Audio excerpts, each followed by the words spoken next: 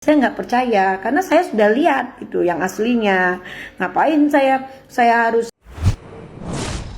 Bunda Korla disebut tomboy saat SMP. Teman dekat tak terima bantah soal transgender. Wanita tulen. Spekulasi mengenai Bunda Korla seorang transgender memang masih menjadi pertanyaan.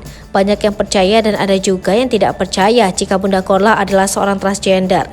Nikita Mirzani adalah yang getol menyerang Bunda Korla jika dirinya adalah seorang transgender dan bukan wanita asli. Kini tudingan Nikita Mirzani soal Bunda Korla seorang transgender kembali dipatahkan oleh teman dekat sang selebgram. Rianti, teman masa remaja Bunda Korla, mengakui jika sang selebgram merupakan wanita tulen. Yang saya tahu, Bunda Korla itu wanita tulen. Punya perempuan sama seperti kita wanita. Terangnya dikutip Tribun Style. Lebih jauh, Rianti mengatakan soal penampilan Bunda Korla tomboy setelah foto-foto lama beredarnya.